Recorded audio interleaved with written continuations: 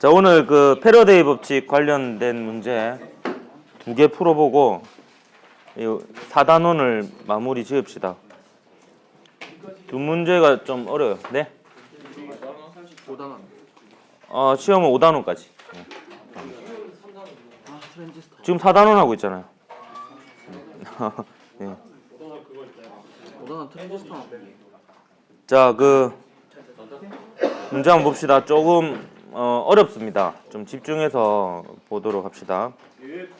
자, 그림은 종이면에 수직인 방향으로 각각 균일한 자기장이 형성된 영역 1, 2를 한 변의 길이가 L인 정사각형 도선이 플러스 X 방향으로 일정한 속력으로 통과하는 모습을 나타낸 것입니다.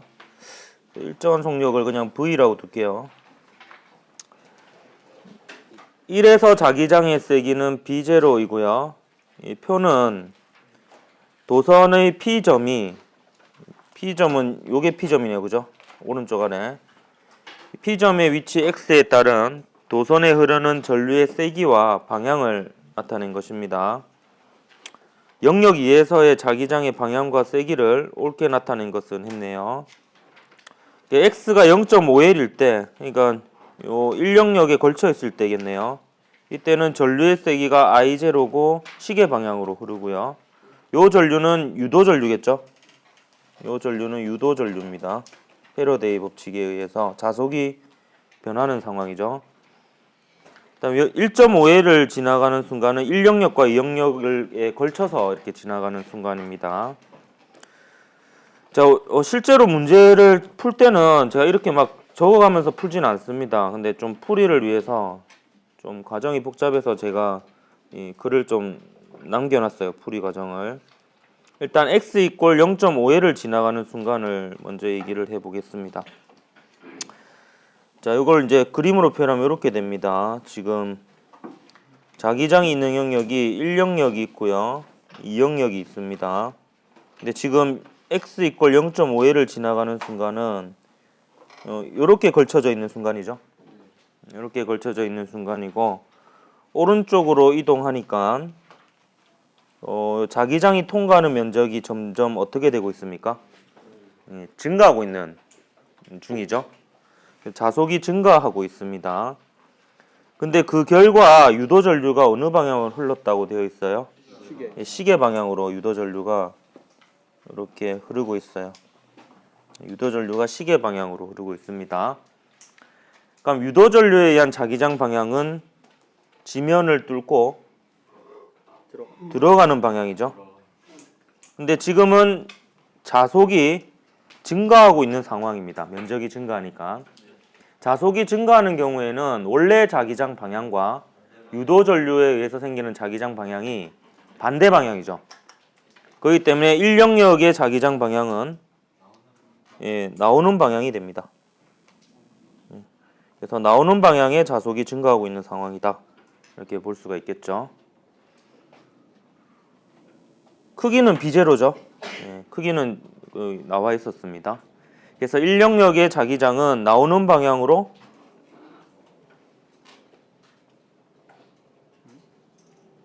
이게 잘못됐네요. 유도 전류에 의한 자기장 방향이 들어가는 방향이죠. 집중 안 합니까? 제가 집중 안 하고 있네요. 유도 전류에 의한 자기장 방향이 들어가는 방향이니까 자속이 증가하는 경우니까 원래 자기장 방향은 나오는 방향이 되어야 됩니다. 여기까지 이해가 되었나요? 그리고 유도 전류의 크기는 저항분의 유도 기전력 이렇게 됩니다. 옴의 법칙이죠. 유도 기전력은 지금 면적만 바뀌는 경우죠. 지난 시간에 부끄러운 시간 한번 가졌었죠. 디귿자 브라보. 그러니까 유도 기전력이 BLV로 나타내는 경우입니다. 지금 B0 L V가 전압이겠죠. 유도 기전력이고요. 요거를 저항으로 나눈 것이 이 유도 전류의 크기라고 볼 수 있습니다. 그래서 I0를 뭐 이렇게 표현할 수 있죠. 저항분의 유도 기전력 이렇게 표현할 수 있습니다. 좀 방향은 그 시계 반대 방향이죠. 시계 방향이죠. 시계 방향으로 전류가 흐르고 있고요. 요런 상황입니다. 일단 그 x 이퀄 0.5L인 위치에서에 대한 정보로부터 이제 인력역의 자기장이 지면을 뚫고 나오는 방향이다 라는 것까지 구했습니다.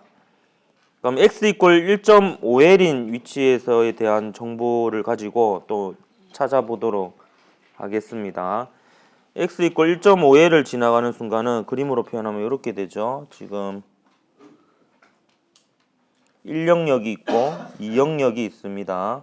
근데 이번에는 이렇게 도선이 걸쳐 있는 상황이죠. 이렇게 해서 오른쪽으로 이동하고 있습니다. 그러면 요 면적은 증가하고 있죠. 요 면적은 증가하고 있는 상황이고, 여기 잠시만요. 이거 밑에 필기랑 좀 겹치겠네요. 요 면적은 증가하고 있고요. 그다음에 요 면적은 어떻게 되고 있나요? 요 면적은 감소하고 있습니다. 우리가 이미 알고 있는 정보가 있죠. 1영역은 자기장이 나오는 방향으로 B제로죠. 크기가. 2영역은 지금 방향 모르죠. 모르고 크기도 모릅니다. 크기를 B2라고 둘게요. 2영역에서의 자기장 크기를.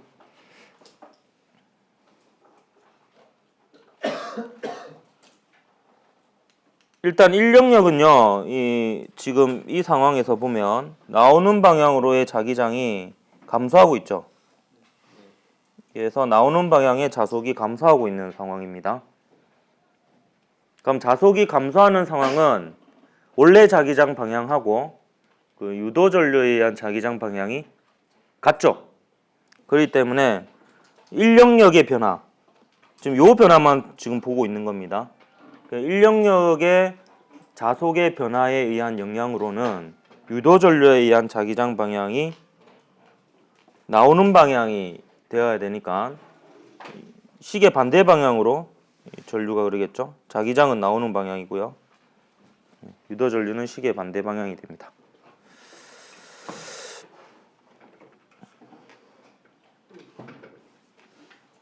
근데 지금 얘만 자속이 바뀌는 게 아니죠. 요 효과에다가 요 효과를 더해야지 이 유도 전류가 나옵니다. 근데 요거부터 먼저 써볼게요. 요 녀석의 자속 변화와 요 녀석의 자속 변화에 의한 효과가 합쳐져서 시계 반대 방향으로 이 I0의 전류가 흐른 거였잖아요. 그럼 1영역의 변화만 놓고 보면 지금 1영역은 유도기 전력이 역시 B0 LV가 되겠죠. 그래서 1영역에 의한 전류는 B0 LV를 저항으로 나눈 거예요. 그래서 요거에다가 이제 뭐를 더해줘야 되냐면 이제 2영역의 변화에 의한 효과를 더해줘야 되겠죠. 그러면 그 결과가 이 시계 반대 방향으로 2I0가 되어야 돼요. 근데 일단 1영역의 변화는 시계 반대 방향이죠. 맞습니까? 그리고 요 크기는요, 잘 비교해보면 1영역에서 구한 I0랑 크기가 같죠. R분의 B0 LV는요. 그래서 요만큼이 일단 I0입니다. I0. 그러면 요 2영역의 자속의 변화에 의해서 생기는 이 유도 전류는 시계 반대 방향이 되어야 되겠죠. 그리고 크기가 얼마가 되어야 되겠습니까? I0가 되어줘야 되겠죠. 그러면 합쳐져서 시계 반대 방향으로 2I0가 되는 거죠. 맞습니까? 그러면 이제 또 2영역으로 다시 한번 따져가 봅시다. 그러면 2영역의 변화를 보면 면적이 증가하고 있잖아요. 그러면 자속이 증가하는 경우죠.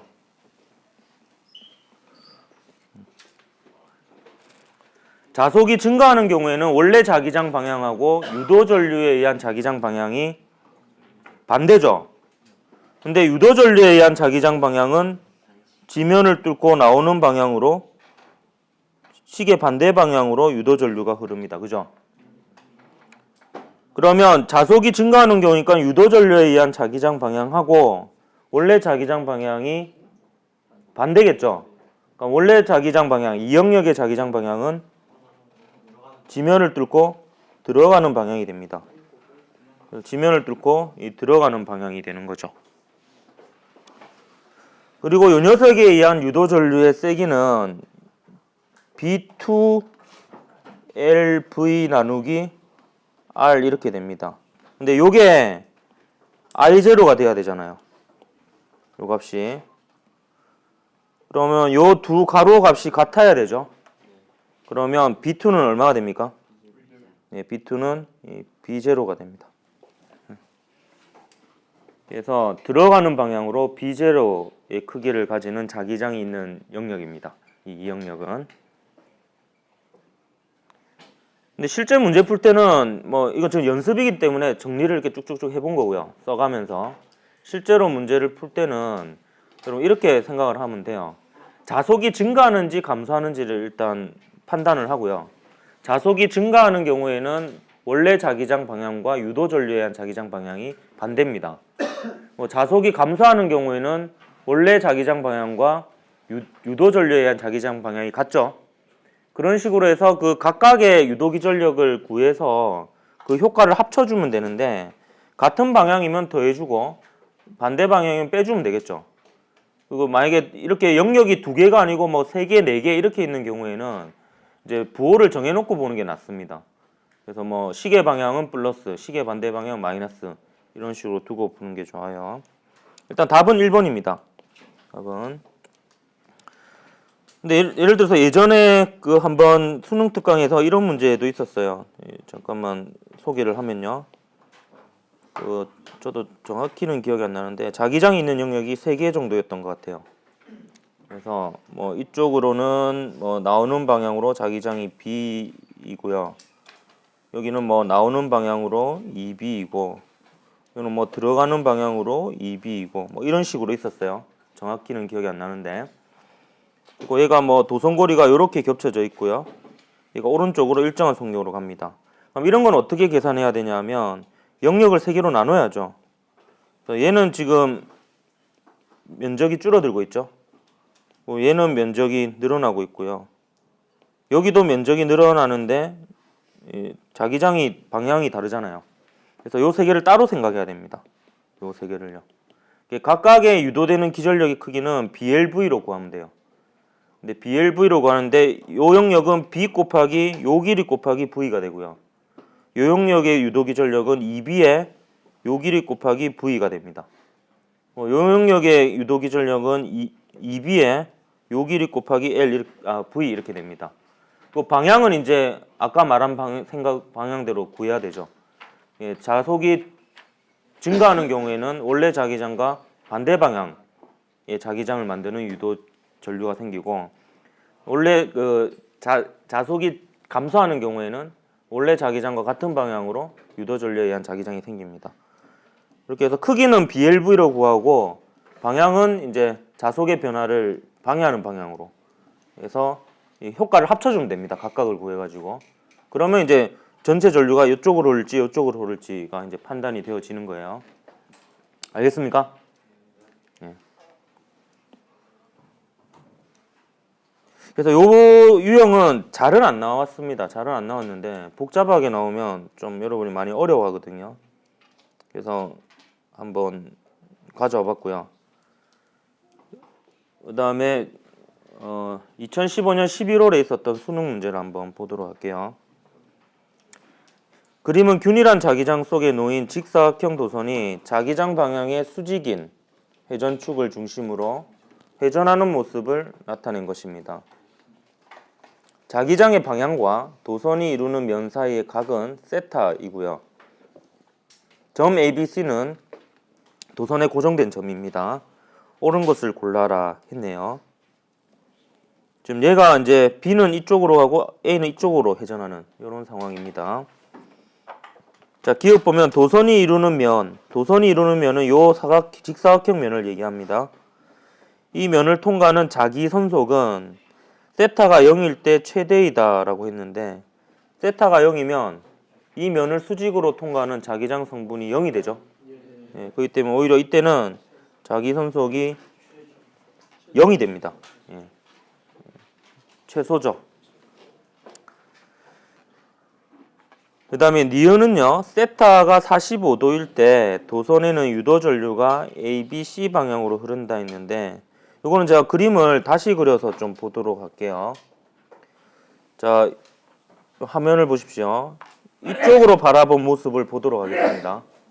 그러면 이 사람의 입장에서는 요 선이 보이겠죠? 네, 요 선이 보입니다. 그래서 뭐 요렇게 되고요. 그다음 어디가 A점이죠? 아, 왼쪽 아래가 A점이죠. 여기가 A점이고 여기가 B점인 이런 상황입니다. 얘가 회전하는 방향은 얘가 이렇게 가고 있죠. A점 이렇게 가고 있고요. 맞습니까? 네, 이렇게 회전하고 있고요. 그다음 이때 자기장은 항상 일정하죠. 이쪽 방향으로 이 자기장이 일정하게 있습니다. 자, 그러면요, 여러분 자속이라고 하는 것은 어떻게 계산되어지냐 하면 이 자속은 자기장 중에서 도선이 이루는 면을 수직으로 통과하는 성분에다가 도선 중에서 이 자기장이 통과하는 면적을 곱하는 건데, 여기서는 요거는 그냥 사각형의 면적이 될 거고요. 요거는 구해봐야 되죠. 요거는 이제 얘를 분해해야 됩니다. 요 면의 수직인 방향 성분하고 나란한 방향 성분으로 분해할 수 있죠. 분해하는 방법은 예전에 얘기해줬죠. 여기를 이제 원점으로 잡아서요, 축을 만들고요.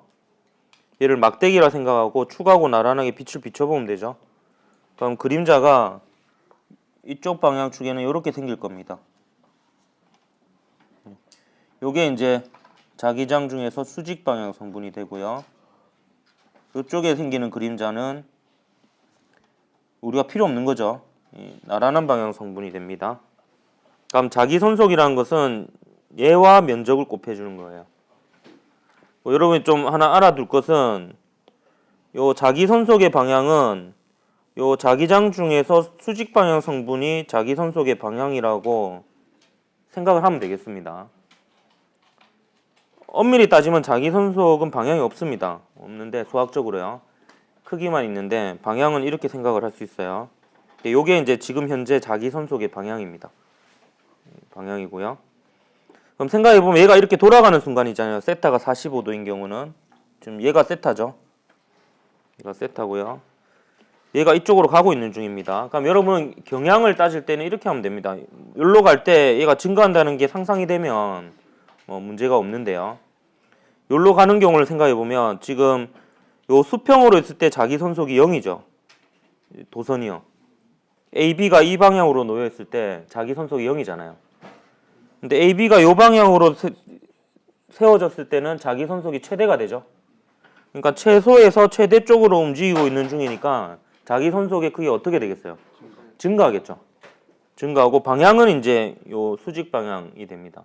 그럼 자기선속이 증가하는 경우에는 원래 자기장 방향과 유도 전류에 의한 자기장 방향이 반대가 되죠. 그다음 유도 전류에 의한 자기장 방향은 요 방향이 돼야 됩니다. 그러면 유도 전류는 요 앞에 보이는 데서는 이렇게 흘러야 되겠죠. 요 방향으로 유도 전류가 흐릅니다. 그럼 입체적으로 보면 요 A에서 B 쪽으로 유도 전류가 흐른 다음에 B에서 C로 가겠죠. C에서 이제 다시 A 쪽으로 이렇게 유도 전류가 흐릅니다. 방향을 어떻게 구하는지 알겠습니까? 그럼 니은은 맞나요? 네, 이건 틀렸고 니은은 맞죠. 유도 전류가 A, B, C 방향으로 흐릅니다. 그 다음에요, 요거를 이제 오늘은 조금 더 자세히 한번 해볼 건데요. 요 크기를 정확하게 한번 표현을 해 보겠습니다. 수직 방향 성분을요. 여기 보면 요 보조선을 한번 그어 보면 요게 직각삼각형이 되죠. 직각삼각형이 되고 요 길이하고 자기장의 수직 성분의 길이가 같습니다. 그럼 요 직각삼각형에서 요 길이는 세타하고 마주보는 변이니까 높이가 되죠. 높이는 이 빗변의 길이에 사인 세타를 곱해주면 높이가 되죠. 왜냐면 사인이 빗변분의 높이니까 빗변분의 높이에다가 빗변을 곱해주면 이 높이가 됩니다. 그래서 이 자기장 중에서 수직 방향 성분은 빗변의 길이에다가 사인 세타를 곱해준 게 되죠. 그래서 자기선속이 이렇게 표현이 되어질 수 있습니다.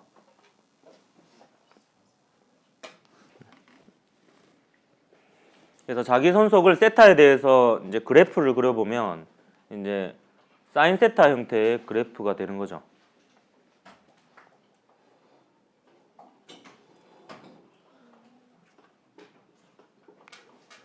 되었습니까?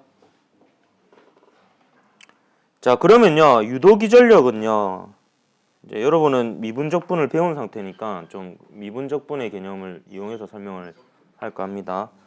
그 패러데이 법칙에 의하면 유도기전력은 마이너스 n의 델타 t분의 델타 파이, 그러니까 이건 d 파이 dt가 되죠. 그래서 이제 자기 손속을 시간에 대해서 미분한 거라고 볼 수가 있습니다. 근데 여러분이 요런 미분을 배웠을 거예요. 이게 세타에 대한 함수를요, 시간에 대해서 미분을 해요. 그러면 어떻게 해야 되냐면 그 세타에 대한 함수를 세타에 대해서 미분하고요. 그 다음에 dt분의 d세타 하면 되죠. 그래서 요게 여러분 변수가 여기 지금 각도죠, 각도. 예, 세타고 이걸 시간에 대해서 미분한 게 유도기전력이 되는데, 근데 어차피 dt분의 d세타는 뭐냐면 시간에 따른 각도의 변화거든요. 각속도라고 불려지는 겁니다. 그러니까 속도가 일정한 속도로 회전을 하면 얘는 상수예요. 네, 상수가 되고 결국에 이 값은 뭐에 비례하냐면 결국에는 코사인 세타에 비례합니다. 나머지는 다 상수가 되고요. 요게 이제 결국에 유도 전류하고 비례하겠죠. 전압하고 전류는 비례하니까. 잘 보면 요 자기 손속은요, 이 사인 세타하고 관계 있고요. 그다음에 유도 전압 혹은 유도 전류는요, 코사인 세타하고 관계가 있습니다. 그러면 사인 세타랑 코사인 세타는 이제 그 위상의 차이가 90도만큼 차이가 나서 그 사인이 최대일 때 코사인은 최소죠, 0이죠. 코사인이 최대일 때는 사인이 0입니다. 사인이. 코사인이 최대일 때는 사인이 0이죠. 사인이 최소잖아요. 예. 90도까지 해서요. 그러니까 마이너스 최대 플러스 최대일 때 이제 하나가 최대면 하나가 0이 됩니다. 그래서 여러분이 요 그림을 그려놓고 한번 생각을 하면 좋을 것 같아요. 제가 세 가지 경우를 볼게요. 지금 요 그림을 놓고 봤을 때 세타가 0도일 때 하고요. 그 다음에 세타가 90도일 때 하고, 그 다음에 세타가 180도일 때를 그려볼게요. 그럼 세타가 0도일 때는 이제 여기가 A이고요. 그죠? 여기가 B일 때죠. 여기 세타가 0일 때죠. 그다음에 세타가 90도일 때는 얘가 지금 요렇게 회전하잖아요. 그죠? 그러니까 세타가 90도일 때는 요렇게 되었을 때입니다. 그래서 B가 여기까지 와 있고 A는 여기로 가 있는 그런 상황이고요. 이게 이거 다 지워지면 안 되는데. 됐습니다. 그 다음에 이제 세타가 180도일 때는 다시 이렇게 되는데 A, B의 위치가 바뀌었을 때죠. B가 여기까지 왔고 그 다음에 A가 여기 있을 때입니다. 이런 상황인데요. 제가 뭘 얘기하고 싶으냐면 여기서 좀 여러분 생각하기 쉬운 게 뭐냐면 요 세타가 0일 때 자속이 얼마입니까? 자속이 0이죠. 그리고 세타가 90도일 때는 자속이 최대일 때입니다. 그리고 다시 세타가 180도가 되면 자속이 0이 돼요. 그럼 자속하고 이 유도기전력, 자속하고 전류는 최대 최소가 이제 번갈아 가면서 일어나죠. 그럼 자속이 0일 때 유도전류는 어떻게 되겠어요? 유도전류는 최대가 됩니다. 그럼 자속이 최대일 때 유도전류는 최소가 되고 0이 됩니다. 최소가 된다는 것은. 그리고 다시 자속이 0일 때 유도전류는 최대가 될 거고요. 그 다음에 요 순간에요. 요 순간에 유도전류가 0이 된다는 것은 유도기전력이 0이 되는 순간이거든요. 그러니까 유도기전력이 0이 되는 순간에는 부호가 플러스에서 마이너스 혹은 마이너스에서 플러스로 바뀌는 중입니다. 그럼 이때 유도전류의 방향이 바뀝니다.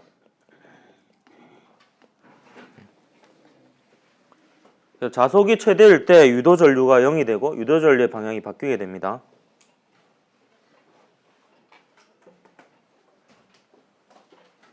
됐나요? 그러면 디귿이 이걸로 해결이 되겠습니까? 세타가 180도일 때는 자속이 어떨 때예요? 자속이 0일 때죠. 그럼 전류가 최대일 때니까 전류의 방향이 바뀔 때가 아닙니다. 여기서 틀렸어요. 근데 이거를 한번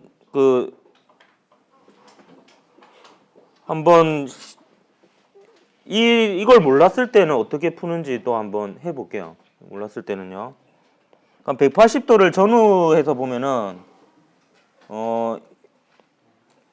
B점이 여기까지 왔을 때가 180도가 되기 직전이죠. 그 다음에 이렇게 되었을 때가 180도가 지나간 직후입니다. 맞습니까? 근데 둘 다 자기장은 이 방향으로 있잖아요. 자기장이요. 자기장은 항상 일정합니다, 지금. 근데 자기장의 수직 성분을 구해보면 여기는 요 방향이 되죠. 그죠? 그리고 180도가 지난 직후는 자기장의 수직 성분이 요 방향이 됩니다. 근데 지금 여기는 보세요. 자속이 최대인 순간으로부터 돌아서 자속이 0인 순간으로 가고 있잖아요. 그럼 얘는 자속이 줄어들고 있죠. 자속이 줄어들고 있을 때에는 원래 자기장 방향과 유도전류에 의한 자기장 방향이 같습니다. 그럼 유도전류에 의한 자기장 방향이 요 방향이 돼야 되니까 유도전류는 이렇게 흐르겠죠. B에서 A를 지나 C로 향하는 방향으로 흐르게 됩니다. 그럼 180도를 지난 직후도 봅시다. 전류의 방향이 바뀌는지. 180도가 지난 직후는 자기력 손속이 자기 손속이 0인 순간에서 자기 손속이 최대인 순간으로 가고 있잖아요. 그럼 자속이 증가하고 있죠. 자속이 증가한 경우에는 원래 자속의 방향과 유도전류에 의한 자기장 방향이 반대니까 유도전류에 의한 자기장 방향이 이 방향이 돼야 되죠. 그럼 그 방향으로 엄지를 향하게 되면 나머지 네 손가락은 역시 이 방향을 향하게 되죠. 그럼 같죠? 예, B에서 A를 지나 다시 C로 가는 이런 방향이 됩니다. 여러분 정성적으로 보면 이렇게 생각하면 돼요. 자, 요 방향으로 이제 AB 방향이 요 방향으로 서 있을 때를 보면 자속이 최대인 순간이잖아요. 근데 이때는 여러분이 생각을 해보면 약간 오른쪽으로 기울어 있을 때나 약간 왼쪽으로 기울어 있을 때나 자속의 변화가 그리 심하지 않습니다. 근데 이게 수평으로 있을 때는요. 요렇게 됐을 때랑 요렇게 됐을 때를 비교하면 자기장이 수직 성분 방향이 아예 바뀌잖아요. 180도로. 그러니까 자기장이 통과하는 방향 자체가 바뀔 정도니까 심한 변화예요. 이때는. 예, 그래서 그런 느낌으로 조금 기억을 하는 방법도 있습니다. 그래서 이렇게 해서 답은 2번이고요. 4단원을 마무리합시다. 예.